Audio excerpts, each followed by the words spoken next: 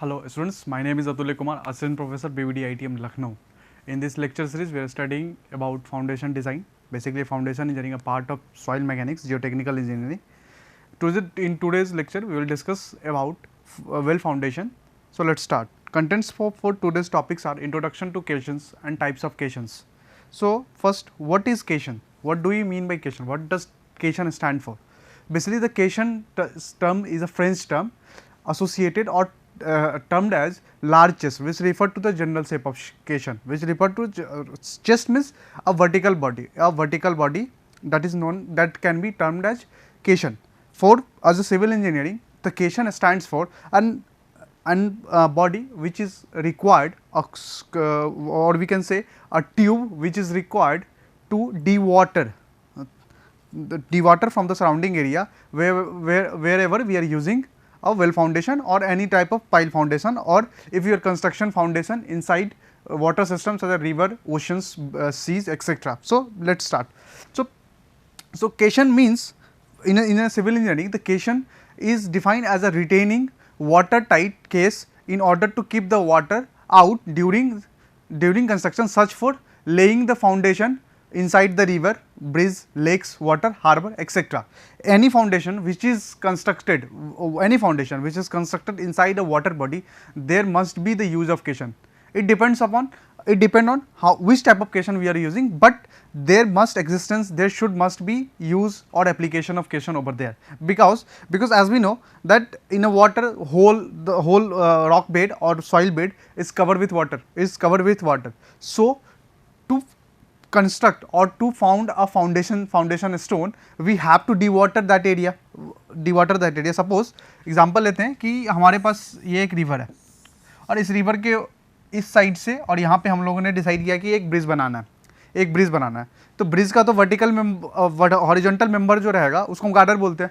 तो गार्डर जिस चीज़ के ऊपर लाई करेगा वो फाउंडेशन पिलर के ऊपर लाई करेगा, जिसको हम पायर भी बोलते हैं। ब्रिज के केस में पायर भी बोलती है और पिलर भी, कॉलम भी बोल सकते हैं। और कॉलम जो होगा वो फाउंडेशन पे होगा। फाउंडेशन आप बोल सकते हैं कि फाउंडेशन हम यहाँ पे ज़मीन है, लैंड है, यहाँ पे दे सकते हैं और यहाँ पे दे सकते हैं। लेकिन ये जो बीच वाला पोर्शन जहाँ ये रिवर है, इस केस के लिए क्या किया जाए, इसमें फाउंडेशन हम कैसे देंगे? क्योंकि फाउंडेशन बनाने के लिए इंजीनियर, वर्कर्स, मटेरियल को वहाँ रखना पड़ेगा, मटेरियल को सेट होने के लिए टाइम देना पड़ेगा। लेकिन यहाँ तो कंटिन्यूस पानी बह रही है, पानी चल रहा है, फ्लोइंग वाटर है या स्टोर्ड वाटर है। तो इस केस में क्या किया जाता है?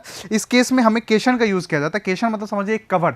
अगर बहुत ही सिंपल टर्म में अगर हम केशन की बात करें तो केशन को हम लोग एक कवर की तरफ बोल सकते हैं। हम क्या करते हैं कि एक केशन लाके और हम यहाँ पे इसे एक केशन लाके और हम केशन को यहाँ पे हम कुछ इस तरीके से लगा लेते हैं, कुछ इस तरीके से लगा लेते हैं। ये हुआ केशन, इसको हम लोग बोलेंगे केशन। ये इसका टॉप व्यू है, एक केशन, ये केशन है।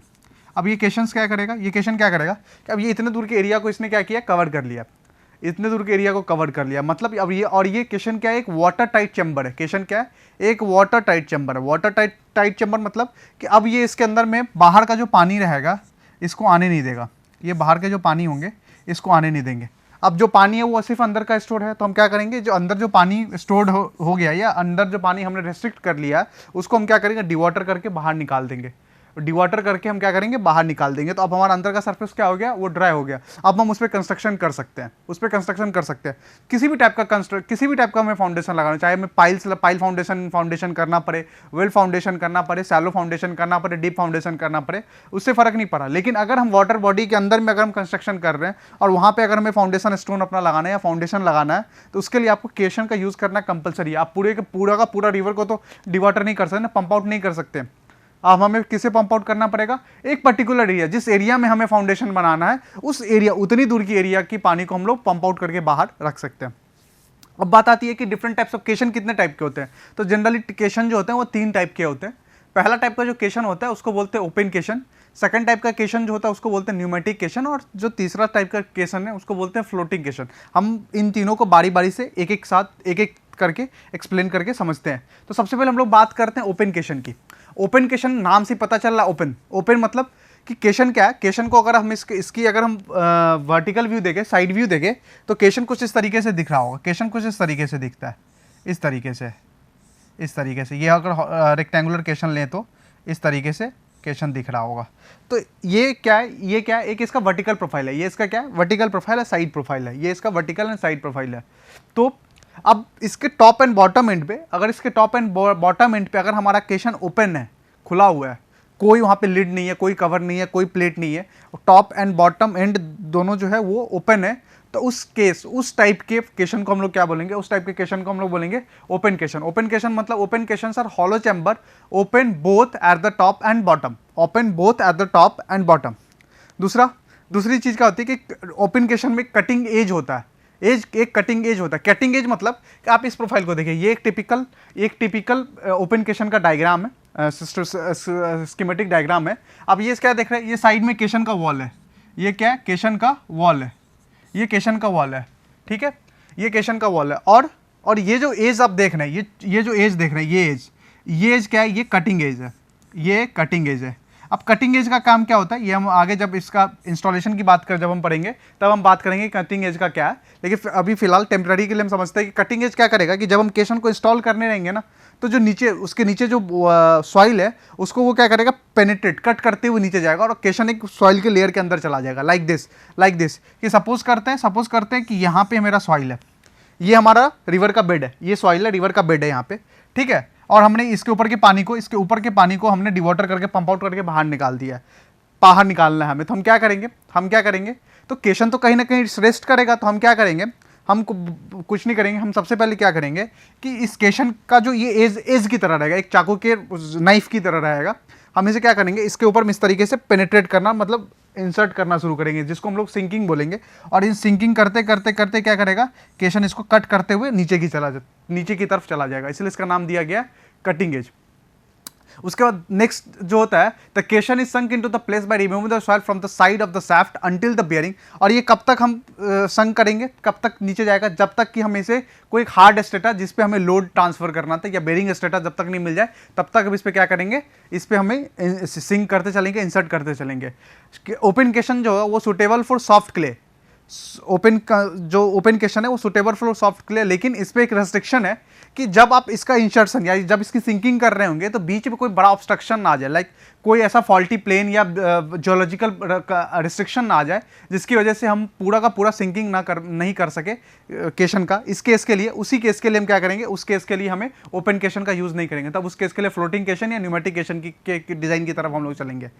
क्वेश्चन का जब सिंक होता है तो उसमें एक चीज़ और बहुत ही इंपॉर्टेंट है, उसका जो सिंकिंग होता है वो सेल्फ वेट की वजह से होना चाहिए, उसकी स्टेबिलिटी जो होगी वो सेल्फ वेट की वजह से होगी। और सेल्फ वेट कहाँ से आएगा, क्योंकि सिंक जो क्वेश्चन होगा या तो स्टील का बना होगा या आरसीसी मटेरियल का बना होगा, इन दोनों में से किसी एक का बना होगा। तो इसका जो सेल्फ वेट होगा इसकी वजह से, उसी की वजह से उसकी स्टेबिलिटी मेंटेन होनी चाहिए, ना कि अगर उसकी वजह से स्टेबिलिटी मेंटेन नहीं होती है तब हम एडिशनल ब्लास्ट लेते हैं, मतलब एडिशनल एग्रीगेट या सैंड उसमें लोड करते हैं ताकि जाके उसका वेट बढ़ सके, उसकी स्टेबिलिटी बढ़ सके, ठीक है। उसके बाद नेक्स्ट जो पॉइंट होता है जी, question is sunk by self weight placed over sloped out at a sharp angle to aid sinking in a vertical manner. It is usually made of steel.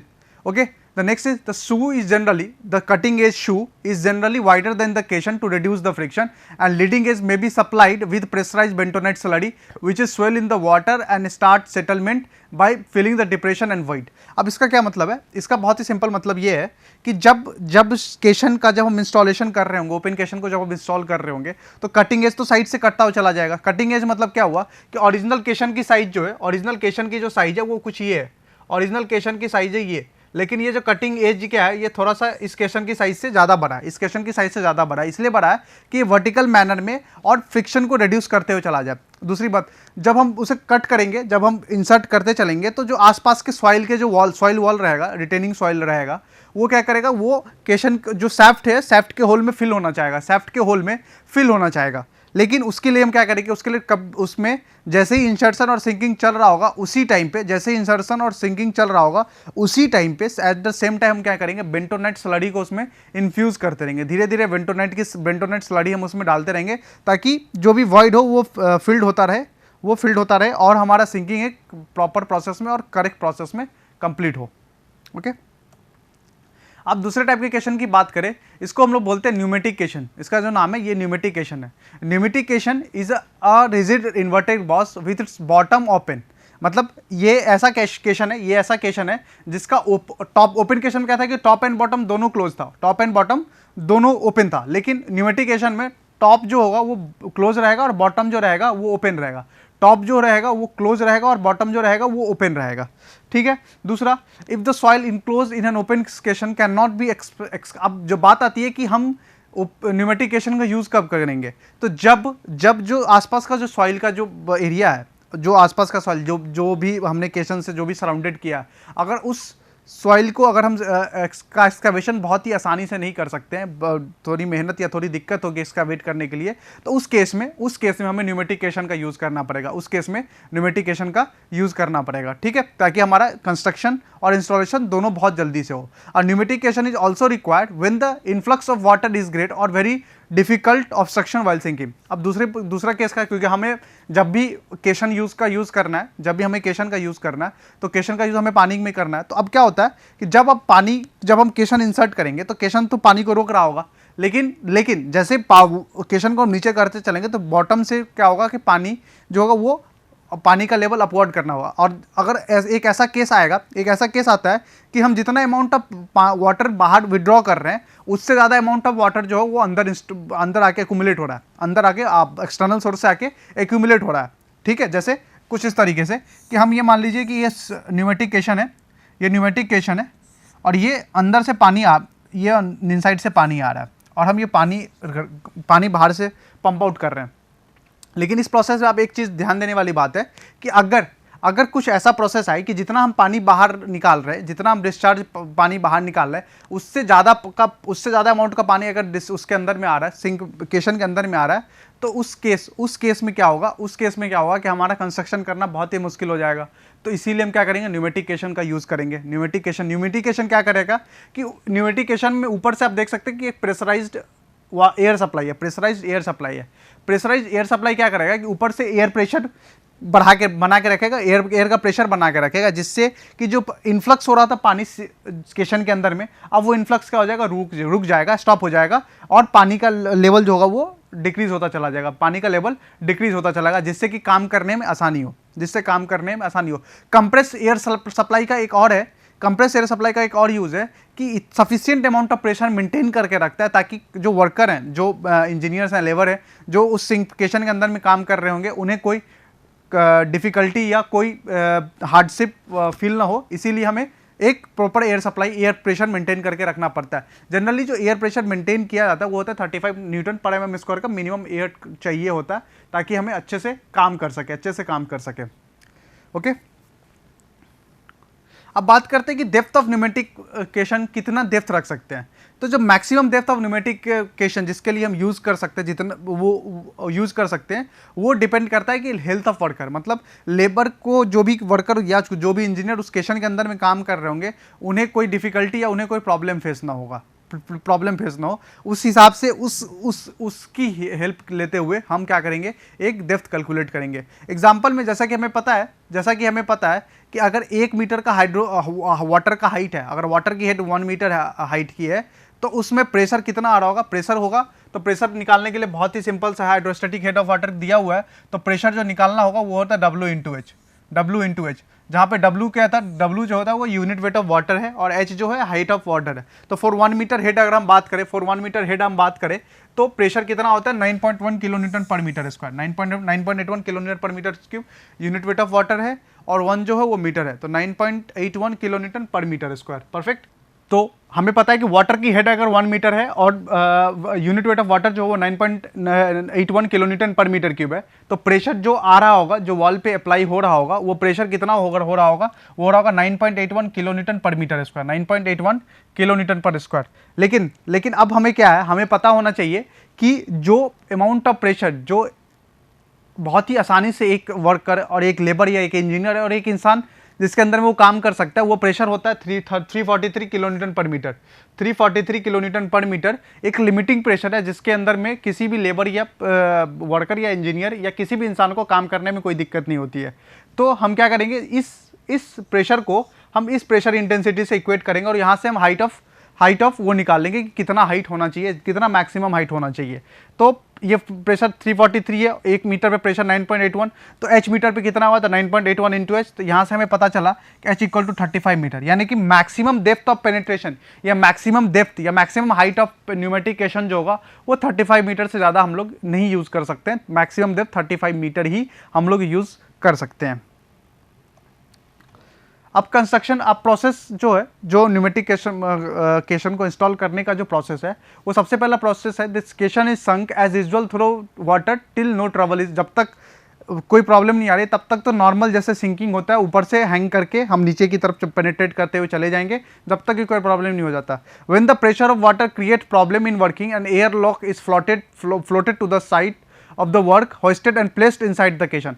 जब वाटर का प्रेशर, जब suppose करिए कि जब हम प्रेशर लगा रहे होंगे तो जैसे जैसे हम वाटर, जैसे जैसे हम नीचे चले जाएंगे, जैसे जैसे नीचे चले जाएंगे, नीचे चलते चले जाएंगे, तो साइड का जो केशन के जो साइड का जो फेस रहेगा उसके ऊपर में वाटर का हेड बढ़ता चला जाएगा, वाटर का हेड, जिसके कारण से एयर वाटर जो उसमें प्रेशर लगाना शुरू करता है, उसकी वजह से क्या होगा कि हमें प्रॉब्लम इनकाउंटर हो सकता है, हमें प्रॉब्लम फील होगी कि हम अच्छे से काम नहीं कर पाएंगे। उस केस में क्या किया जाता है कि जो एयरलॉक था, जो हम एयरलॉक डायग्राम में हम लोग बात किए थे, उस एयरलॉक को वहाँ पे क्या किया जाता है, सप्लाई किया जाता है।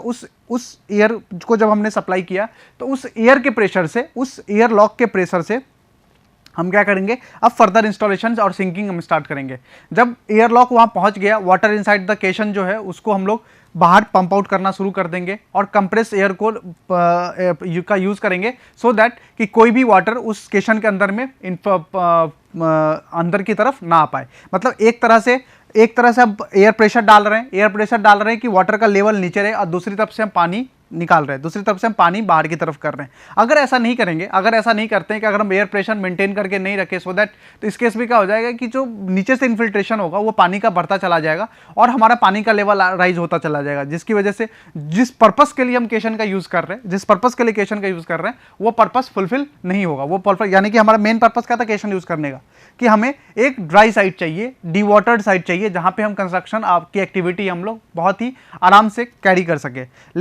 लेकिन जब वाटर जितना पंप आउट बाहर हो रहा है उससे ज़्यादा वाटर अगर सिंक के अंदर में आ जा रहा है या केशन के अंदर में आ जा रहा है, तो उसकी वजह से क्या होगा कि वो लेवल कभी खाली नहीं रहेगा, जिसकी वजह से हमें प्रॉब्लम स्टार्ट करना होगा। तो नेक्स्ट स्टेप जो था, the work of foundation is then started by sending the laborer to the working chamber and the height of working chamber is kept about 2 meter and the lighting arrangement is provided। उसके बाद हम क्या करेंगे, जब हम केशन install कर दिए, water को डिवाटर कर दिए, सरफेस ड्राई कर दिए, तब हम क्या करेंगे, जो जिस पॉइंट पे हमें अपना कंस्ट्रक्शन या जिस पॉइंट पे हमें अपना फाउंडेशन स्टार्ट करना था, जिस पॉइंट पे उस एरिया में हम लोग वर्किंग चैम्बर बनाएंगे, और उस वर्किंग चैम्बर की जो हाइट होती है वो 2 मीटर होती है। 2 मीटर से कम की हाइट नहीं रखेंगे, 2 मीटर से कम की हाइट नहीं रखेंगे, क्योंकि आप देख सकते हैं कि जो एक स्टैंडर्ड आदमी की हाइट होती है वो 1.5 टू 1.6 मीटर होती है। तो अगर हम 2 मीटर से कम हाइट रखेंगे तो जो भी वो इक्विपमेंट यूज़ कर रहा होगा उसके अंदर में उसका जो मोशन होगा, सपोज करें फवारा अगर यूज़ कर रहा है तो उसका जो मोशन होगा वो क्या होगा, रिस्ट्रिक्ट हो जाएगा, उसको यूज़ करने में, इंस्ट्रूमेंट यूज़ करने में दिक्कत होगी। इसीलिए हम लोग मिनिमम हाइट जो होता है वो 2 मीटर रखा जाता है। और एक प्रॉपर लाइटिंग का, क्योंकि हम लोग ग्राउंड लेवल से थोड़े नीचे रहेंगे तो एक प्रॉपर लाइटिंग का होना बहुत ज़रूरी है। The air pressure applied in the working chamber should be sufficient to keep out the water and form a dry region, this region is known as infiltration zone. जो रीजन ड्राई किया गया है due to the air pressure की वजह से, उस reason को हम लोग क्या बोलते हैं, इन्फिल्ट्रेशन जोन होता है। एक्सकावेटेड मटेरियल जो होता है वो जो एक बकेट में हम उसको डालते हैं, और बकेट जो होता है वो केबल से होस्टेड रहता है, और उसे हम ऊपर लाके ग्राउंड सरफेस पे लाके हम उसे डंप करते चले जाते हैं।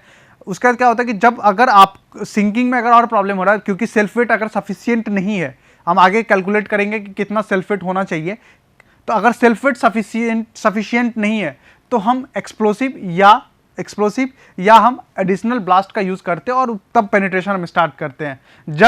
जब कनकेशन जो होता है एक डिजायर्ड लेवल पे चला जाता है तो हमें एक कंक्रीट सील प्रोवाइड करते हैं, जो कि पानी का सीपेज नीचे से सिप करने से रेसिस्ट करता है, पानी नीचे नहीं लाया जाता है। ओके, अब बात करते हैं advantage and disadvantage of pneumatication. तो एडवांटेज ऑफ न्यूमेटिकेशन जो होता है, as work can be done in dry condition, good quality control is maintain. मतलब एकदम प्रॉपर ड्राई कंडीशन, क्योंकि एयर के प्रेशर से वो ड्राई हो रहा होता है, तो एक प्रॉपर क्वालिटी कंट्रोल में हम कंस्ट्रक्शन कर रहे हैं। In situ soil test are possible to determine the bearing capacity of soil. Next मतलब पूरा ड्राई कंडीशन है, तो जो हम नॉर्मल ग्राउंड लेवल पे जब फाउंडेशन कर रहे होते हैं उस टाइम में जो जो प्रोसेस हम कर रहेंगे वो प्रोसेस कंप्लीटली हम न्यूमेटिकेशन के केस में हम लोग कैरी आउट कर सकते हैं। Vertically of pneumatic caisson can be easily check and control as compare to open caisson. Open caisson के रिस्पेक्ट में जो वर्टिकल हाइट है वो ज़्यादा स्टेबल होता है, क्योंकि ऊपर से एक कवर की तरह लिट होता है, उसका भी वेट जो होता है वो स्टेबिलिटी को इंक्रीज करने में होता है। Since the concrete is placed in dry condition higher strength of concrete is obtained, क्योंकि हमें पता है कि अगर मॉइस्ट सरफेस पे अगर कंक्रीटिंग हम करेंगे तो कंक्रीट अपनी जो डिजायर्ड स्ट्रेंथ है, जो स्टैंडर्ड स्ट्रेंथ है उसको अचीव नहीं कर पाएगा। तो लेकिन हमारा न्यूमेटिकेशन के केस में जो हमारा सरफेस रहता है वो ड्राई रहता है, इसीलिए एक हायर स्ट्रेंथ ऑफ कंक्रीट जो होता है वो अपनी स्ट्रेंथ अचीव कर लेता है। एक्सकावेशन और plastering can may be done if necessary, अगर हमें प्रॉपर सिंकिंग नहीं हो रहा तो इसका वेट करके हम प्रॉपर सिंकिंग करेंगे। डिसएडवांटेज क्या है? Construction of pneumatic caisson is much more expensive as compare to open construction. Next, slow rate of work progress, क्योंकि हमें बहुत सारी एक्टिविटी करनी होती है, एयर ड्राई करना पड़ता है, प्रॉपर वर्किंग चैम्बर बनाना होता है, वहाँ पे प्रॉपर लाइटिंग की व्यवस्था करनी होती है। तो इस दोनों की वजह से, इस सब की वजह से क्या होता है कि हमारी इकोनॉमिक कॉस्ट भी बढ़ता है और हमारा टाइम भी थोड़ा लगता है। मैक्सिमम डेप्थ ऑफ जो वाटर टेबल होगा, मतलब जितना डेप्थ पानी के रिवर का जो डेप्थ अगर 35 मीटर से ज़्यादा है, रिवर का डेप्थ अगर 35 मीटर से ज़्यादा है तो हम वहाँ पे न्यूमेटिकेशन नहीं यूज़ कर सकते, क्योंकि हमें पता है कि न्यूमेटिकेशन की मैक्सिमम हाइट 35 मीटर हो सकती है। देयर आर चांसेस कि जो क्लोज सराउंडिंग में होने की वजह से हो सकता है कि कम्युनिकेबल डिजीज होने की चांसेस होती है, और सिंकिंग के टाइम में हाई डिग्री ऑफ स्किल चाहिए होगा प्रॉपर सिंक कराने के लिए। नेक्स्ट टाइप ऑफ केशन जो होता है इसको हम लोग बोलते हैं फ्लोटिंग केशन। फ्लोटिंग केशन क्या होता है कि ये एक हॉलो केशन होता है, जिसके बॉटम से वो सील रहता है, बॉटम क्लोज रहता है, ओपन ऊपर, टॉप जो रहता है वो ओपन रहता है। इसको क्या करते हैं, इसको फ्लोट करते करते हम जहाँ पे भी हम इंस्टॉल करना है वहाँ पे हम ले जाते हैं। The caisson are then sunk by filling them. अब हम इसको अगर नीचे शंक कराना है, पहले तो वो हॉलो था तो ऊपर फ्लोट कर रहा था, लेकिन अगर हम जब इसे शंक कराना और हमें बियरिंग बेड पे ले जाना, बियरिंग स्ट्रेटा पे ले जाना, तो उसके अंदर में क्या करता है, सैंड और ग्रेवल से हम उसकी वेट बढ़ा देते हैं, जिसके कारण से वो सिंक कर जाता है। फ्लोटिंग केशन डज नॉट, ये सॉइल को पेनिट्रेट यानी कि सॉइल के अंदर नहीं जाता, ये सॉइल के सरफेस पे रहता है, ऊपर रहता है। Load carrying capacity solely depend upon, completely depend करता है कि बेस कैरिंग कैपेसिटी कितनी है, मतलब उसकी बेस कैरिंग यानी कि जो टोटली डिपेंड करता है वो डिपेंड करता है कि ये जो स्ट्रेटा है इसकी कैपेसिटी कितनी है, इस पे इस केशन की बेयरिंग कैपेसिटी डिपेंड करती है। आफ्टर द जब केशन को सिंक का जिस अपने बेड लेवल पे जब वो पहुंच जाता है तो उसमें सैंड और ग्रेवल फिल करके हम उसके टॉप से कंक्रीट की कैपिंग कर देते हैं और उसे हम सील कर देते हैं, उसे कंप्लीट सील कर देते हैं। और ये जो कंक्रीट कैप होता है, ये जो कंक्रीट कैप है, ये कंक्रीट कैप बेस की तरह एक्ट करता है फर्दर फाउंडेशन एक्टिविटी या लोड कैरिंग पर्पस के पॉइंट ऑफ व्यू से। लेकिन अब दूसरी बात है कि यहाँ पे जैसे कि पानी है तो पानी फ्लो कर रहा होगा तो यहाँ पे स्कोरिंग होना शुरू हो जाएगा एज के पास। तो इस चीज़ से रेसिस्ट करने के लिए हम रिप्रैप का यूज़ करते हैं, ताकि हम लोग स्कोरिंग को और कम कर सके। एडवांटेज ऑफ फ्लोटिंग केशन क्या है? तो फ्लोटिंग केशन जो होता है वो बहुत ही क्विक और बहुत ही आसानी से हम इसे इंस्टॉल कर लेते हैं। फ्लोटिंग केशन प्री फैब्रिकेटेड होता है और प्री कास्ट होता है, तो प्रॉपर क्वालिटी कंट्रोल होती है। फ्लोटिंग केशन जो होता है वो थोड़ा इकोनॉमिकल भी होता है, क्योंकि यहाँ पे कोई आपको सिंकिंग करने का कॉस्ट नहीं है, ब्लास्ट का कॉस्ट नहीं इंक्लूड हो रहा है, बस एक हॉलो कास्ट बनाना है और उसके अंदर में ग्रेवल और सैंड फिल करना है, that's it. Disadvantage of floating caisson क्या होता है? तो load carrying capacity of floating caisson is less as compare to open caisson. Foundation bed has to be level, जो फाउंडेशन बेड है जिसके ऊपर में ओपन केशन रेस्ट कर रहा था वो एकदम लेवल होना चाहिए, एकदम फ्लैट होना चाहिए, तभी जाके the base of caisson is to be protected against, जो केशन का जो बेड है उसको स्कोरिंग के इफेक्ट से भी हमें बचाना होगा। Okay, thank you.